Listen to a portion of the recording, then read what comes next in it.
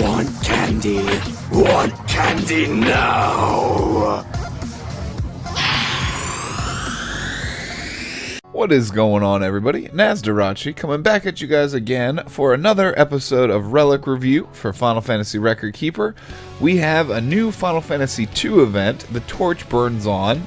It's going to be mostly focused around Gordon and Minwu, as well. There's a new character, Scott, who is kind of lackluster, very forgettable for me. But we've got that going on, and as well, they have this open beta for full dungeon unlock.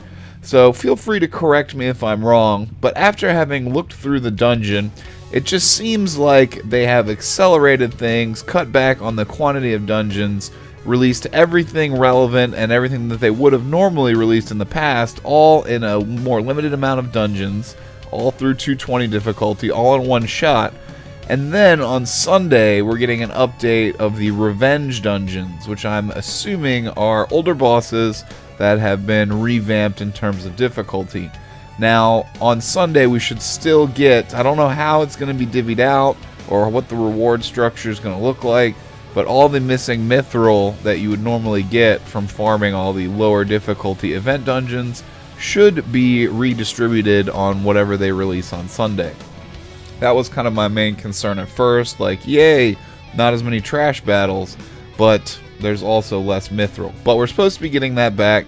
It's a new format, but I'm not sure how permanent it is, if it's only going to be for less popular events like Final Fantasy II, or if every event is going to start adopting this full-fledged, full dungeon unlock into Revenge dungeons. So I guess we'll have to wait and see. I know at least Final Fantasy II and I believe 3 have this possible type of setup, but beyond that, I'm not quite sure.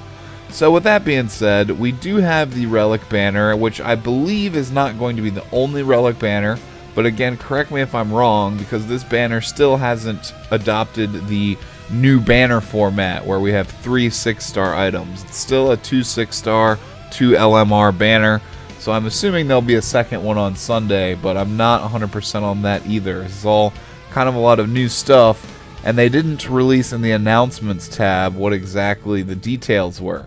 So I checked on Reddit briefly, but I didn't find anything. So feel free to enlighten me in the comments section, but I think I'm pretty close to accurate on all my descriptions there. But we've wasted enough time already, so let's jump into this Final Fantasy II Relic Banner. There's nothing super amazing that really makes me want to go out of my way to pull here. My Final Fantasy II synergy is pretty bad, but a lot of this stuff here is just kind of similar to stuff we've seen in the game already, just different characters, different synergy, different elements. So the first item here is the Trident. It's going to be an USB for Gordon. You got 175 attack and 112 magic, so a little bit of hybrid stats there. The USB itself, a leader wakes, 6 physical fire, non-elemental attacks to all targets, temporarily lower their attack, magic, and mind a large amount, and haste major regen to all allies. So this is pretty much just a utility USB here. It's not bad by any means, because you get that really stackable large break. That and the Hastega is pretty much why this relic is relevant at all. The attacks and the major regen, not super useful. So all the value is in that tri-break and the Hastega. Again, it's not an amazing USB. It is pretty good and very, very, very stackable. But it's mostly all utility. He's a hard support character, Gordon here. So you're looking at a hard support for the most part USB with I don't know. It's going to be great for Sid missions and synergy and Final Fantasy II teams and torments, but beyond that, I don't really have any desire to really go out of my way for Gordon. I think on this banner, my favorite character would probably be Minwu. Alright, so our next item here is for Minwu, the Shining Staff. It is 77 attack and 171 mind. No bonus effects on any items so far. USB Enduring Revival. Instantly restore a large amount of HP to all allies. Automatically heal damage they take, up to 2k in total. And grant them a barrier that negates attack damage up to 30%. So it's basically the Y'shtola or Iris Bubble in conjunction with Rosa's USB. So you lose the magic blink for the 30% bubble. Like I just mentioned, this is pretty comparable to Rosa's USB. I still think Rosa is probably the better character overall, being that she can just wrath spam into this USB. I do not believe Minwu has that capability. So overall, Rosa is the better character with the better USB. But this one is right there nipping at its heels. It's quite good. I actually like that 30% bubble. It plays well with Noctis. It can kind of refresh his bubble. And it's just come in very handy when you're throwing out, this USB. People might be close to full health. So the damage stock and the bubble is really where they're going to get value from this. But truth be told, the instant is just really amazing. It makes this so much more valuable, just having that instant cast, knowing that you can get it in before you get boned. So I really do like that. Minwu, I like the sprite for Minwu, is an interesting character. So probably this would be the 6-star that I would want on this banner. Again, it's not quite as comparable to Rosa, but it's right there with it, and pretty close, not far off. I would definitely not mind getting that. Now we have BSBs starting next, so again, we haven't started the 3 USB banner format yet. We've got a BSB for Scott, the new character, so he's dropping without a 6-star, like Aranea dropped with a burst and an OSB. Scott is not getting any 6-star love, but it's okay here. He's a Spellblade. He's not going to be on the top list of all the Spellblades as of yet anyway, and I don't think he'll ever claim a top spot. It was actually exceedingly difficult to even find any art of Scott, so he's not a super popular character. He's definitely kind of a side thought. You got 141 attack, no bonus effects, continuing. And the Burst Soulbreak Scathing Sun, 8 physical fire non-elemental attacks to 1 target, temporarily infuse the user with the power of fire, and haste burst mode to the user. You have Mark of Destruction, 3 physical fire non-elemental attacks to 1 target, increase the damage of the user's Spellblade abilities a small amount for 3 turns, and Fiery Vanguard, 2 physical fire non-elemental attacks to all targets, and a bargain lowering your defense for an attack buff. So very standard, just a fire bargain on command 2. You'll definitely lead with that. The Mark of Destruction is missing 1 attack. We only have 3 attacks instead of 4, like most powerful Spellblade burst command 1s. And instead of that, you get the damage buff, which could come in handy. This is actually not a terrible burst command 1 here, but it will it trades a little bit of DPS just for raw damage power. So I don't know. It's relatively good, actually. If you need fire and you need Final Fantasy II synergy, this actually is not a terrible BSB to get. I don't really have a whole lot of physical fire whatsoever. Even though Scott may not be the most memorable character, I actually probably wouldn't be too upset if I managed to 100 gem that on a whim there. Next up, we have Abel's Lance, which is a bite on Kane's Lance. Unfortunately, it's nowhere near as good because it doesn't have an All Realms bonus effect. The picture here looks kind of like one of Aerith's umbrellas, so that's kind of funny. But you have 141 attack, again, no bonus effects. You have the Pride of Deist, Burst Soul Break, 8 jump wind non-elemental attacks to 1 target, temporarily infuse the user with the power of wind, and haste burst mode to the user. With Dragoon Bloodwind, 2 physical wind non-elemental attacks to 1 target, and cause the user's jump attacks to land instantly for 2 turns. And Wyvern's Grace, 4 physical wind non-elemental attacks to 1 target, and increase the damage of the user's Dragoon abilities a very small amount for 3 turns. If I'm not mistaken, and I could go check, but I kind of just don't feel like it, this is just like a wind version of Aranea's BSB that we just saw on that Final Fantasy 15 banner. So I personally don't really like Ricard very much. I don't know. It would be good for a physical wind team, but kind of as an afterthought. He's not going to compete with the likes of Zack and Cloud. He's not going to be able to outwind Alfie or Fujin. But as an additional physical wind-based user, maybe he can claim a 3rd spot on a team if you run 3 DPS, 1 support, 1 healer. You might be able to squeeze Ricard in here. Would I? Probably not, but it's an option. Again, I'm not super interested in Final Fantasy II stuff, and my synergy here could probably use the boost, but for now, I think I'm good. I'm just going to start saving my resources and pool up for stuff that I really want. And this banner's not going to get a full draw here. We have a BSB for Gordon, the Radiant Lance, 135 attack, 68 magic, again with the hybrid stats. Definitely favors attack though. You have Egil's Blaze, the BSB, 6 physical fire non-elemental attacks to all targets, and Last Stand to all allies, haste burst mode to the user. Very interesting entry there, a lot of utility, just like his USB has some interesting utility to it. This BSB will continue that trend with the AoE Last Stand on entry here. Royal Resolve, a support command, single attack, lower the attack a large amount. It's physical damage only. And Survivor's Will, single physical attack, lower the defense a large amount. So hard support. If you were to combine this with his USB, you would have some pretty good breakdowns there, because you have the tri breakdown large amount, you can throw full break on him, and then you get these large breaks as well, meaning that he can do some pretty good mitigation here, Mr. Gordon. But at the current meta in the game, damage mitigation from breakdowns is not a high priority right now. If it was, I would have probably gone a little bit harder for Setzer, but it's just in Magicite dungeons, it's completely useless, except for one future Magicite dungeon that does feature breakdowns as a game mechanic.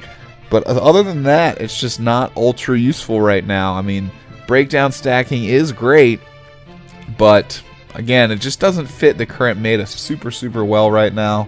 It'll do your Final Fantasy II teams and Sid Mission synergy justice, but outside of that, right now, it's just not a huge priority, especially not for me.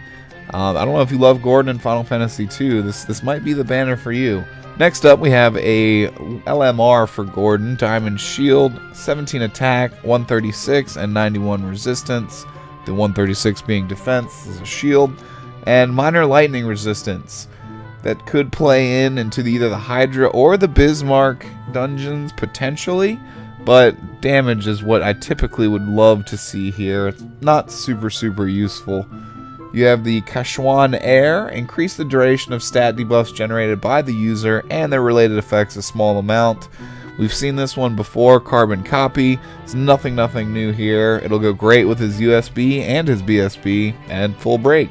So it complements Gordon well, but again, the breakdown meta is just not super powerful right now. So I would probably not be looking for LMR on this banner if I could cherry pick. Got LMR for Minwu next, a Bulwark, another shield with no stats on the left, only 17 mind for his healing capabilities, 136 and 91. That kind of puts this shield in a unique spot, as not a lot of characters can use shields. They're pretty restricted to knights and maybe a couple other characters that can kind of off the wall use them.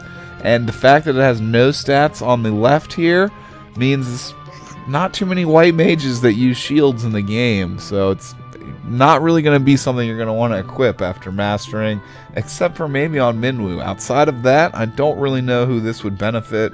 Maybe Celis if you're running her as a white mage in Final Fantasy II, but that's kind of really obscure.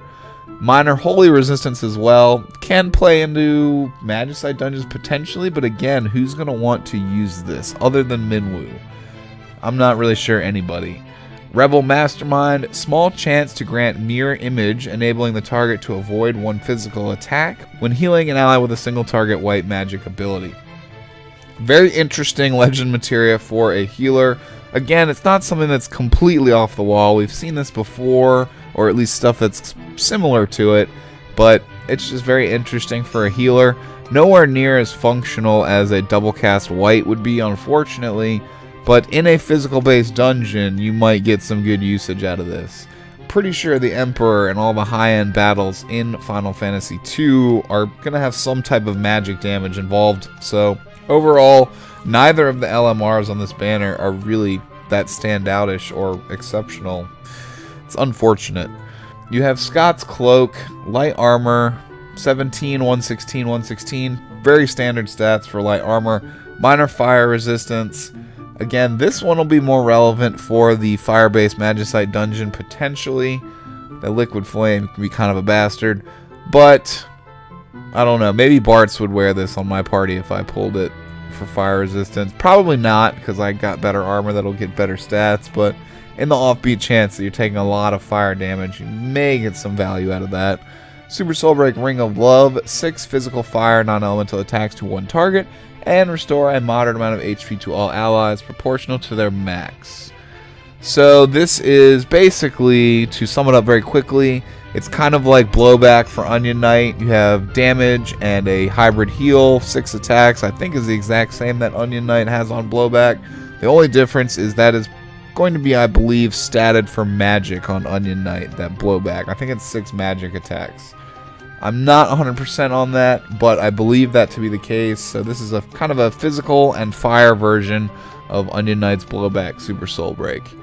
Not too much else going on with that. We have a Gungear Spear for Gordon here, Super Soul Break. Again with the hybrid stats, 130 and 168. No bonus effects, and Kashuan's Resolve. Temporarily raise the attack and magic of all allies a moderate amount, and enable each ally to avoid 1 physical attack. Again, they're borrowing a little bit from Onion Knight here. This has the Onion buff entry from Onion's BSB, and instead of having a burst mode, it just gives you a physical blink. That could potentially be good to spam out Never. The buff won't really stack with itself. The physical blink, you could potentially get that from Minwu's LMR if that's proccing often. I'm not seeing this as being super useful outside of a synergy Final Fantasy II source of that Onion buff. So for Sid missions, you get some value there. Outside of that, I would probably be dedicating all of his Soul Break gauge to his USB and his BSB, and pretty much forgetting about that one there. We have Ogre Killer, an axe for Guy. I believe this is a quite old item here. 130 attack and no other stats. Super Soul Break Gaia Drum, 4 physical earth non-elemental attacks to all targets, and temporarily lower their earth resistance. You may get some value out of this one for that Imperil Earth, because Imperil Earth is pretty rare. I know Dorgan from Final Fantasy V has one on his BSB, which makes this pretty irrelevant if you happen to have that. It's hitting all, so everything on the field is going to get imperiled. And that's pretty much all you're looking at with this one here, is a good source of an Earth Imperil. And we got Joseph next, a fist weapon, the Bracers, 130 attack, no other stats. Pretty doo-doo pair of bracers, but I believe this is a weapon, a fist weapon. It's not actually bracers, it's the armor type. So we can compromise, I guess, for it being a Super Soul Break. You have the Snows of Death, 4 range physical ice non-elemental attacks to all targets, and restore a moderate amount of HP to all allies based on their max. Kind of like Gordon's Super Soul Break, this is a weaker version of Onion Knight's Blowback SSB.